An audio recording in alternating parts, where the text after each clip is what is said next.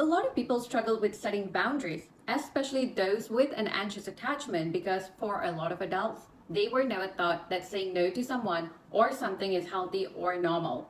A lot of children who experience emotional neglect and abandonment grew into adults that think that they can only get love when they put others' needs first. They grow into adults who develop compulsive people-pleasing tendencies, and the lack of boundaries makes them an easy target to manipulation and being taken advantage of. If you are struggling to set boundaries for fear of being abandoned or rejected, here are a few ways you can get started. However, do remember this, that if you have struggled with setting boundaries all your life, this isn't going to be easy, and it's obviously not going to be an overnight success as well. However, these are some simple ways to help you get started, and as you get comfortable, you can build on it and learn how to assert boundaries without the fear of being rejected or abandoned.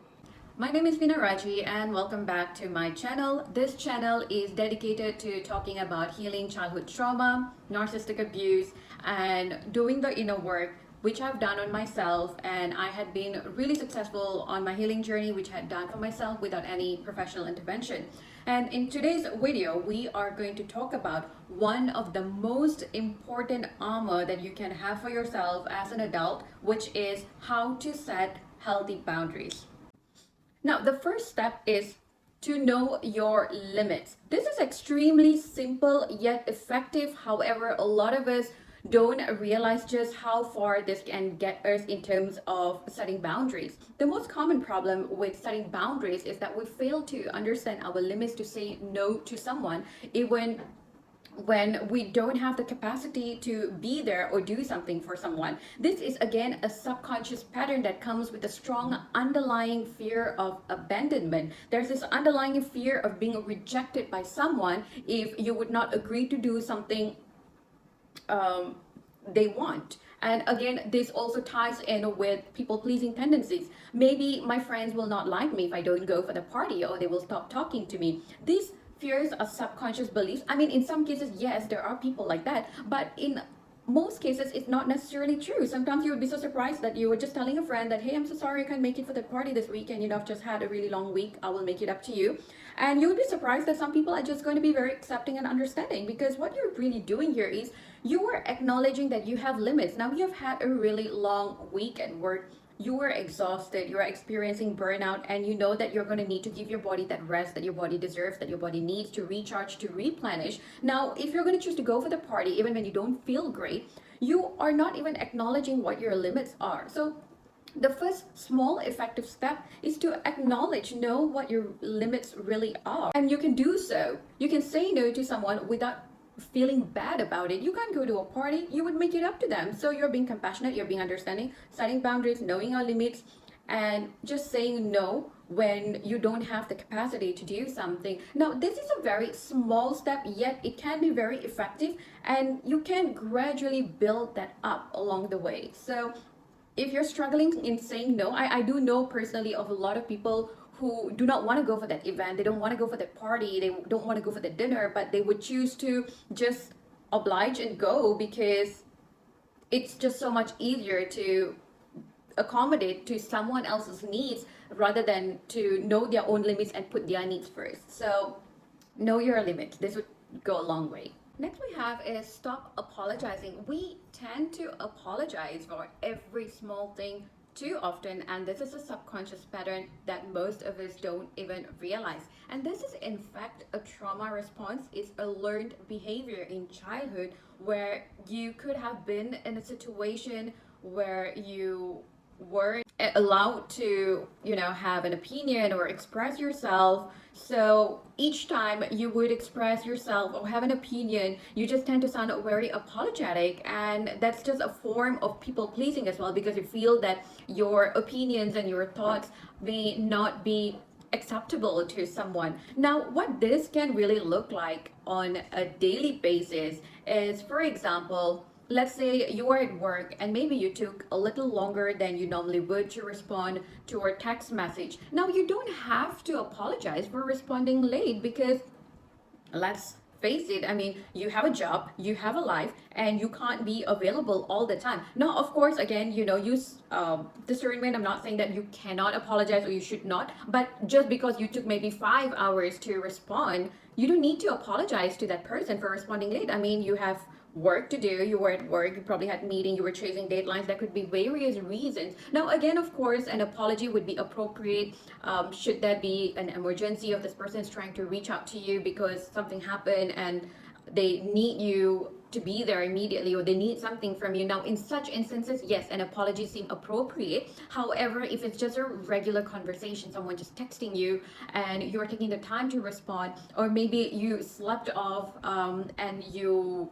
responded the next day, why do you need to apologize? You don't necessarily need to apologize for everything, unless you promised something you weren't able to deliver. Like I said, again, you need to use discernment. Apologize when it's appropriate. You don't need to apologize for every little thing. So this is a learned behavior, and it's time to unlearn this. Next, we have do not compromise your values. Now this is definitely so much easier said than done, because it can be really hard to implement this in your daily lives, especially when you're surrounded with people that you care about, like friends, family, romantic partner. But it's so important that you start honoring what's important to you and be firm with that. Now, this can start as small as saying no to a friend offering you a drink when you know you have an important day at work the next day, and having a drink is probably going to cause you a headache next morning. I mean, this is especially true for me. Like, a glass of red wine would give me really bad headache the next morning. I mean, this doesn't have to be a red wine, it can be anything. I mean, it's just an example, really. So I would decline. I would say no. I would pass because I really have an important day. Now, someone that is respectful of your boundary is going to oblige, and they're going to respect and be accepting that that's just not something that you're comfortable with. They would honor that. However, someone who is insensitive or not respecting of your boundaries is going to try to impose, and sometimes in a worst case scenario, it can go as far as making backhanded remarks, or calling you a spoil spot, or saying that you're being too rigid, shaming you for saying no. These are red flags. These are clear indication of someone who just cannot seem to respect your boundaries and your needs at that moment. And this is how you learn to protect yourself, and gradually it becomes easier to say no to other things. It starts small, but it goes a long way. For me, I started personally saying no to drinks because I just know it doesn't make me feel good. I don't have anything against it, don't get me wrong. However, if I'm working, or maybe if I just have something important the next day, I know having a drink tonight is going to give me massive headache the next morning, and I'm not going to compromise that just because I'm in this group setting and people want to have fun. Well, I can be present. I'm present, in fact, and I can have fun with you without having a drink. And if you cannot respect that, then that really we aren't really aligned as friends. Then maybe I shouldn't even be in the presence of such people. So this is how you learn to gradually build on setting your boundaries, saying no to small things first, and then build that up gradually, because then eventually you would start honoring what's important for you. Now in this instant, you have something important at work the next day. Your job is valuable to you. Your career is your priority. You're honoring yourself. So it's really the little things. We start with the little things. Our habits are made of little things. So this is really an effective way to gradually assert and build your boundaries, and build a healthy boundaries, not a rigid one. Understand your own comfort level. Now this one is huge, like really, really huge. This requires you to know your own comfort level when it comes to emotions. How much are you comfortable talking about or taking from someone? This can be having a friend that always calls or texts you for emotional dumping when they are overwhelmed. I mean, this can happen for a lot of reasons. We all have that friend, or we could be that friend as well. And what we don't realize is that sometimes it's just something that happens habitually because we are comfortable with someone, or the friend is really comfortable with us. However, it's important that you make sure to check in with yourself on where you are at. If you have a busy day, taking on so much from someone else can be both emotionally and mentally depleting. Kindly let them know when you will have the time to have a call or maybe even meet up and then hear them out. So you can start by enforcing by saying, hey, I'm really busy right now, or I have a really long day ahead. Probably we can speak sometime over the weekend, or let's grab a drink together and I can hear you out. So you are actually understanding your own comfort level. At the same time, you are also not being always available. And this way, you are actually setting boundaries. You are teaching your friend that you can't always be available. So eventually, your friend here will learn that they can't call you anytime and expect you to suit them or be available to hear them out. This is again protecting yourself, but also at the same time, you are being compassionate to others. So you're not rejecting someone, you're not saying no. You are saying that, okay, no, let me see, I have got a lot going on. This is my capacity today. I would love to be there for you. I would love to hear you out. Let's just both of us find a suitable time, and then we will work through it. So this is again, you are ensuring that you are not burning yourself out by being available, giving too much. This is usually the case, especially for a lot of people who have anxious attachment. They are known for their overgiving, people pleasing, which tends to really deplete them emotionally, physically, energetically. This is especially the case in a lot of relationships, and I'm not saying specifically for romantic relationships. This is relationships in general. A lot of times when we have so much going on and when we don't have that emotional capacity to be there for another person, we tend to mentally check out when someone is trying to share with us. This happens more often than we care to admit. What we trying to practice here is healthy emotional regulation skills, knowing our own limits and making space for others when we are feeling good ourselves. You don't always have to be available for everyone every time. Take care of yourself first, honor yourself, and then when you have that healthy capacity, you will be able to be present for someone else. You have to pour into your own cup first before you can pour into others. This is going to be really good for those of you who have not really had healthy modeling growing up. You can learn from model behavior. Using model behavior can be a very effective way of learning how to set healthy boundaries. You can easily take note of people around you that enforces boundaries in their daily lives.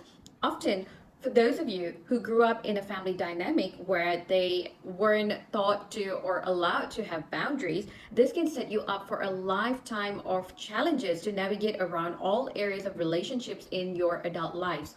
Now, model behavior from others can often give you insights on how boundaries can make a difference, and it can be done in healthy ways. Remember this, we want to cultivate healthy boundaries and also knowing when to say no and when to be flexible. You can also consider surrounding yourself with people who know how to set and respect others for having healthy boundaries, and this is going to go a long way because it's oftentimes easier to learn from people around us. One way to know if someone is respecting your boundary, watch out for the response.